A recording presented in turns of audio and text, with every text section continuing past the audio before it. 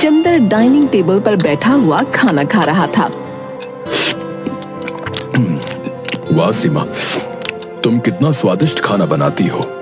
वैसे मैं सोच रही थी कि क्यों ना हम अपना एक रेस्टोरेंट खोल लें।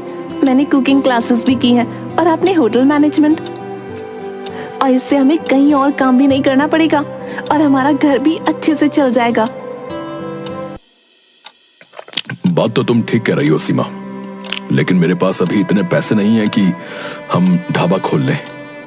आप ऐसे ही परेशान होते हैं। आजकल बैंक से लोन लेना कितना आसान हो गया है। हम बैंक से लोन लेकर एक रेस्टोरेंट खोल लेंगे और फिर बाद में किश्त से लोन चुकाया करेंगे। हाँ, ये हो सकता है। मैं कल ही बैंक मैनेजर से जाकर लोन के बारे में बात करूंगा। हाँ। अगले दिन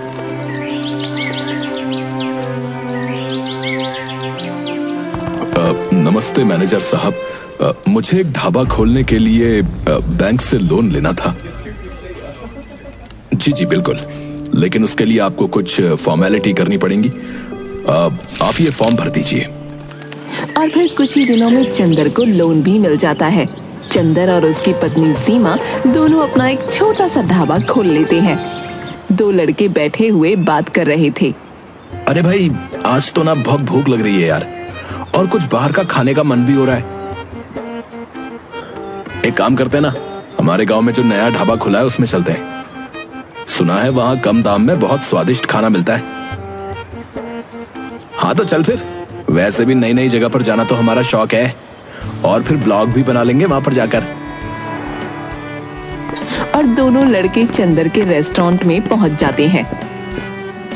क्या मंगवाऊं तुम्हारे लिए? अंकल, आज तो मंचूरियन खाने का बहुत मन कर रहा है। हाँ, और मेरे लिए एक प्लेट चाउमीन। चंदर जल्दी से जाकर ऑर्डर अपनी पत्नी को दे देता है और थोड़ी देर में खाना उनकी टेबल पर लाकर रख देता है। वाह अंकल, कितनी अच्छी खुशबू आ रही है। इससे तो भूख और भी बढ़ गई। और फिर अपने फोन को निकालकर फोटो खींच लेता है।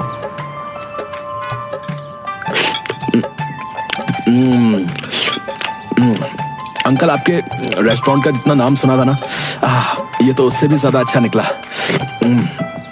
अब हम बार बार यहीं पर खाना खाने आएंगे। हाँ हाँ अंकल, सच में इतने कम दाम में तो सिर्फ आप ही के यहाँ पर खाना मिलता है। हाँ। दोनों लड़कों की बात सुनकर चंदर खुश हो जाता है। सीमा, तुम्हारे हाथ का खाना लोगों को बहुत पसंद आ रहा है। चलो अच्छा है, हमारा रेस्टोरेंट जल्दी जल्दी चलने लगे, फिर हमें बैंक की किस्त भी तो भरनी है। हाँ, सो तो है। रात को घर जाकर चंदर दौड़ा हुआ घर में आता है। सीमा, सीमा, ये देखो, वो जो लड़के आज रेस्टोरेंट में आए थे ना, जिन्होंने चाउमीन और मंचूरियन मांगा था, देखो उन्होंने हमारे रेस्टोरेंट का ब्लॉग बनाया भाई, और उस पर बहुत अच्छे अच्छे कमेंट भी आए हैं। देखो देखो। वाह, ये तो बहुत अच्छी बात है। इससे तो हमारे रेस्टोरेंट की पब्लिसिटी भी अच्छी हो जाएगी। और ये देखो, उन्होंने हमारे रेस्टोरेंट को 5 स्टार रेटिंग भी दी है। कुछ दिन बाद, चंदर, हमें बैंक की इस महीने की किस्त देनी थी ना, तुम कल ही जाकर किस्त दे आना। चंदर कुछ कहता उसके पहले ही उसका फोन बजता है। हेलो पिताजी, मैं बबलू बोल रहा हूँ। अरे हाँ हाँ बबलू, बोल, क्या हाल चाल है और कैसी चल रही है तुम्हारी पढ़ाई? पिताजी, पढ़ाई तो अच्छी चल रही है, लेकिन मेरे कॉलेज की फीस की ना इंस्टॉलमेंट भरनी थी। 2 दिन के अंदर मेरे कॉलेज की फीस भरनी थी और बहुत जरूरी है। अगर फीस नहीं भरी तो मेरा पूरा साल बर्बाद हो जाएगा। चंदर कुछ सोचकर हिचकिचाता है। तभी सीमा उसके हाथ पर हाथ रखती है और आंखों से हाँ का इशारा करती है। अब पैसे पहुंचवा दूंगा बेटा मैं। सीमा, अब हम क्या करेंगे? बबलू की फीस जमा करना बहुत जरूरी है, पर बैंक की किश्त भरना भी तो जरूरी है। आप परेशान मत होइए, बैंक मैनेजर से बात कर लेना, वो बहुत भले आदमी हैं, वो जरूर आपकी स्थिति को समझेंगे। ठीक है, मैं आज शाम को रेस्टोरेंट से जाकर शशिकांत भाई साहब से बात करूंगा। फिर सीमा और चंदर दोनों रेस्टोरेंट चले जाते हैं। आज रेस्टोरेंट के सामने एक गाड़ी आकर रुकती है। उसमें से कोई और नहीं बल्कि शशिकांत अपने बीवी बच्चों के साथ उतरता है।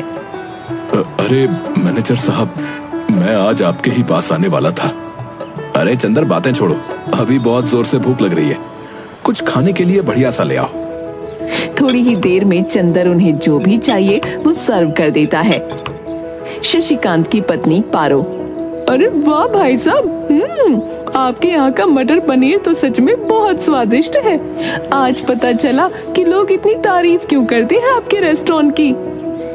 पापा, मुझे आइसक्रीम भी खानी है। हाँ हाँ बेटा, मैं अभी तुम्हारे लिए आइसक्रीम लेकर आता हूँ। अच्छा हाँ भाई, अब बताओ कि क्या बात करनी थी तुम्हें मुझसे। वो मैनेजर साहब, इस बार मैं किश्त नहीं दे पाऊंगा। वो क्या है ना, मैंने पैसे तो जमा कर दिए थे, लेकिन मेरे बेटे बबलू की कॉलेज की फीस जमा करना बहुत जरूरी था, नहीं तो उसका पूरा साल बर्बाद हो जाता। इसलिए वो पैसे मैंने उसे दे दिए। अरे कोई बात नहीं भाई, वैसे भी तुम कहां भागे जा रहे हो, और किश्त की जगह तुम हर रोज मुझे अपने रेस्टोरेंट का खाना खिला देना भाई, ठीक है? फिर चंदर और सीमा दोनों हाथ जोड़कर शशिकांत और उसके परिवार को विदा कर देते हैं। आप हर किसी से किस्त समय पर लेते हैं, लेकिन चंदर से क्यों नहीं? चंदर बहुत ही ईमानदार आदमी है, मुझे पूरा भरोसा है कि वो अपनी किश्त जमा कर देगा।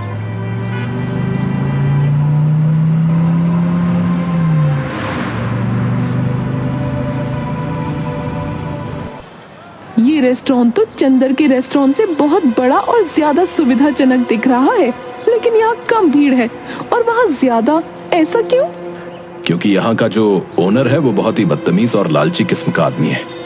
और वैसे भी होटल बड़ा बनाने से कुछ नहीं होता, उसमें खाना भी स्वादिष्ट होना चाहिए, और चंदर के रेस्टोरेंट में ये सारी बातें हैं। साहब, आपने इतनी मेहनत से इतना अच्छा और बड़ा रेस्टोरेंट खोला, लेकिन आपसे ज्यादा तो उस चंदर का रेस्टोरेंट चल रहा है। हाँ, और सुना है कि उसके रेस्टोरेंट में उसकी बीवी खाना बनाती है भाई। हाँ सरकार, क्यों ना आप भी भाभी जी से ही खाना बनवा लो। अरे उसे सिर्फ खाना खाना आता है, बनाना नहीं। वैसे भी जब आखिरी बार तुम हमारे घर आए थे और मैंने उसे पनीर की सब्जी बनाने के लिए बोला था, तो याद है ना कैसी बनाई थी? हाँ, नहीं, उनसे अच्छा तो हम किसी और से ही बनवा लेंगे। हाँ हाँ, तो अब जल्दी से सोचो कि उस चंदर का ढाबा बंद कैसे करवाएं, क्योंकि अगर उसका रेस्टोरेंट चल गया तो हमारा रेस्टोरेंट बंद होने की कगार पर आ जाएगा, समझे? वैसे एक तरकीब है हमारे पास सरकार। इस चंदर ने ढाबा बैंक से लोन लेकर खोला है और इस महीने की किश्त भी नहीं चुकाई। अगर हम बैंक में शिकायत कर दें तो बात बन सकती है। अरे लेकिन वो बैंक का मैनेजर शशिकांत, वो उसी की तरफदारी करता फिरता है? जी सरकार, उसकी फिक्र आप क्यों करते हो? अगले महीने इस मैनेजर का ट्रांसफर होने वाला है। हाँ? उसके बाद तो चंदर को बैंक की किश्त भरनी ही पड़ेगी ना। इतनी जल्दी इतने पैसे जमा करना उसके बस की बात नहीं है सरकार। राजेश शैतानी मुस्कान देता है। कुछ दिनों बाद शशिकांत का ट्रांसफर हो जाता है और उसकी जगह नए मैनेजर रोहन, जो कि राजेश का रिश्तेदार था, वो आता है। अरे रोहन, और क्या हालचाल है? मैं तुम्हारा बहुत दिनों से इंतजार कर रहा था। हाँ राजेश, तुमने यहाँ मेरा ट्रांसफर करवाने के लिए बहुत पापड़ बेले हैं, बताओ क्या काम है? वो क्या है ना, मेरे रेस्टोरेंट से थोड़ी दूर चंदर नाम के एक आदमी का रेस्टोरेंट है। उसने काफी समय से बैंक की किश्त नहीं भरी। पिछला मैनेजर तो उसे कुछ नहीं कहता था, लेकिन मैं चाहता हूं कि तुम उससे सारे पैसे एक साथ मांगो। मुझे यकीन है कि वो इतने सारे पैसे एक साथ नहीं दे पाएगा।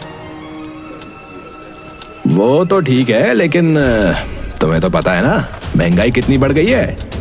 तो मैं कोई भी काम जो है बिना पैसों से नहीं करता भाई। हाँ भाई, सो तो है, लेकिन तुम फिक्र मत करो, तुम्हारा इनाम मैं घर पर भिजवा दूंगा, ठीक है? ठीक है, फिर कल तक तुम्हें खबर मिल जाएगी कि चंदर और उसकी पत्नी रोड पर आ गए। अगले दिन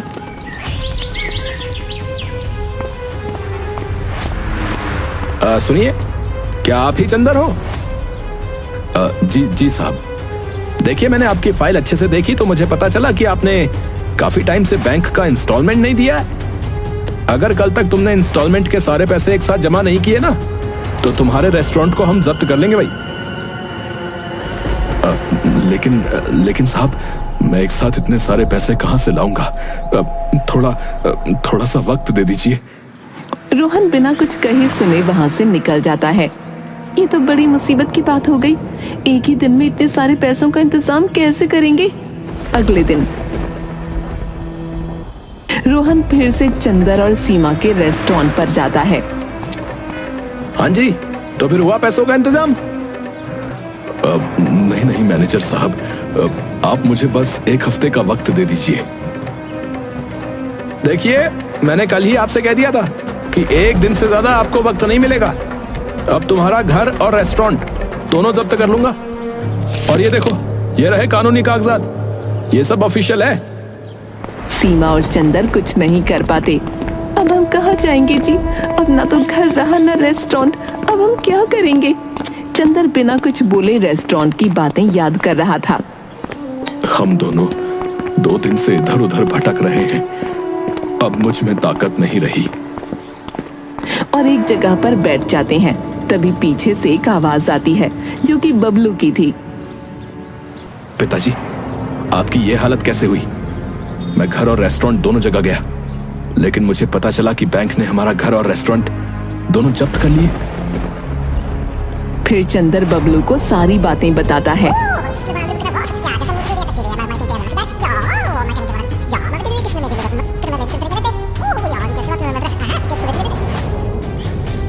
और अब हमारे पास कुछ भी नहीं है बेटा। हाँ बेटा, पर तुम यहाँ क्यों आए? तुम्हें भी हमारे साथ ऐसे ही भटकना पड़ेगा। नहीं माँ, ऐसा कुछ नहीं होगा, हम कुछ ना कुछ तो कर ही लेंगे। तभी चंदर को चक्कर आ जाते हैं और वो नीचे गिर जाता है। पिताजी क्या हुआ आपको? अरे, लगता है कमजोरी से चक्कर आ गए। बेटा तुम जल्दी कहीं से पानी ले आओ।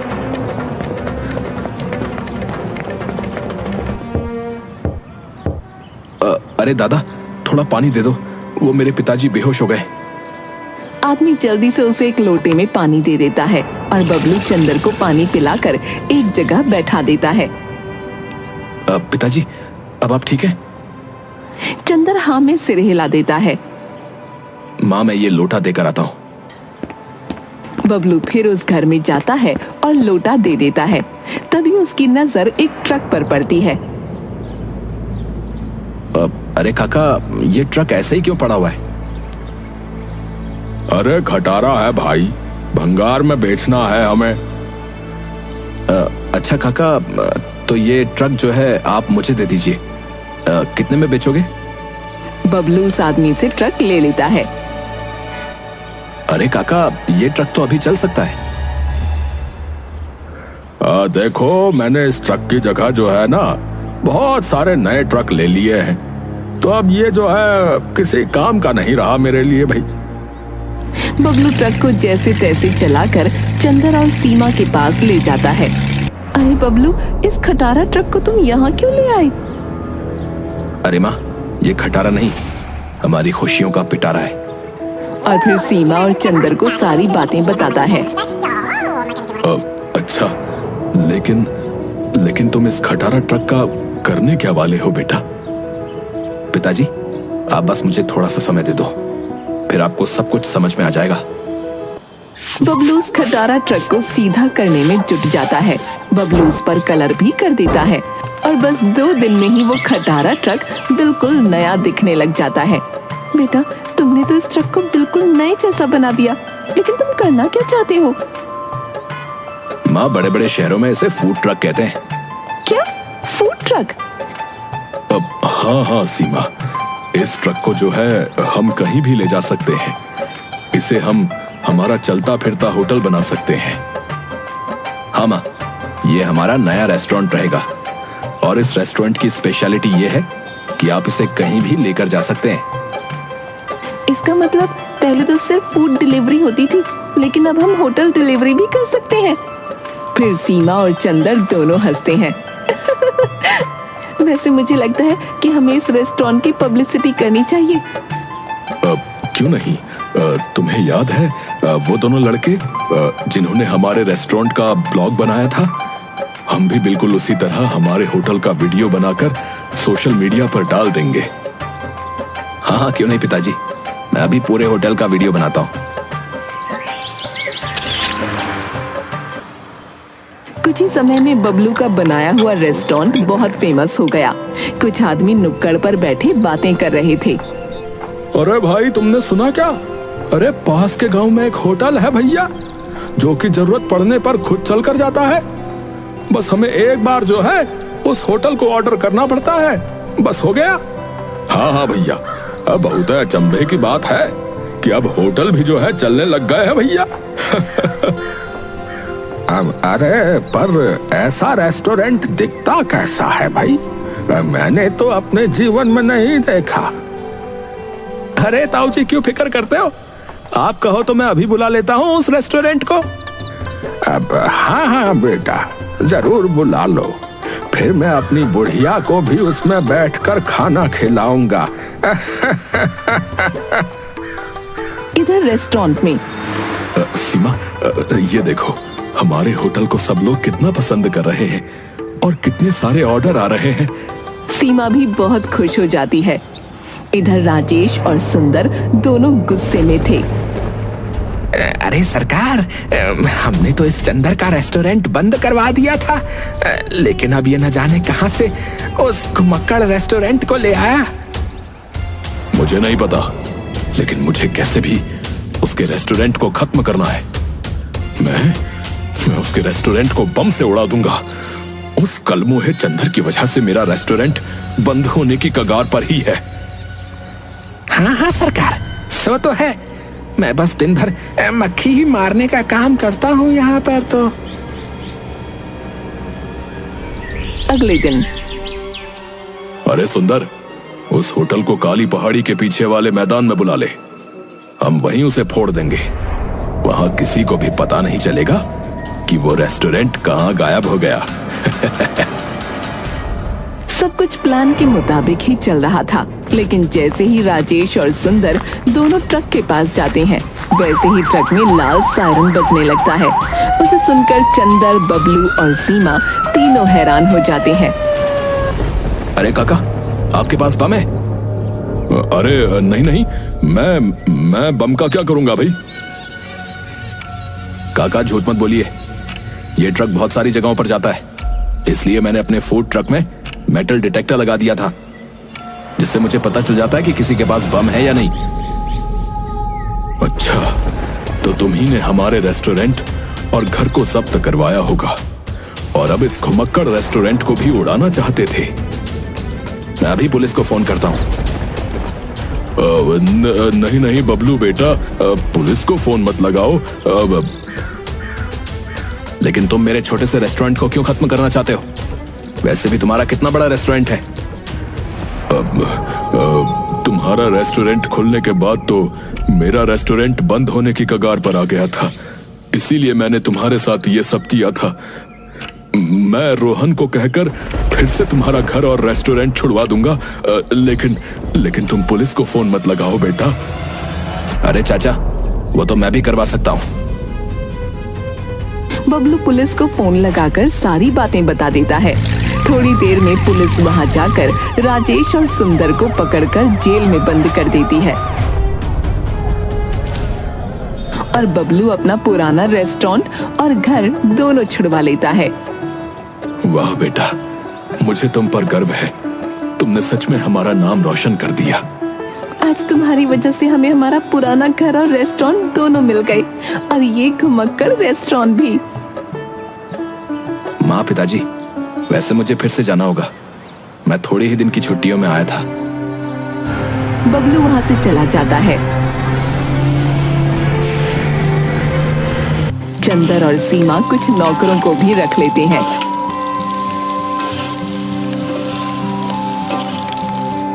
और फूड ट्रक के साथ साथ पुराने रेस्टोरेंट को भी चलाते हैं।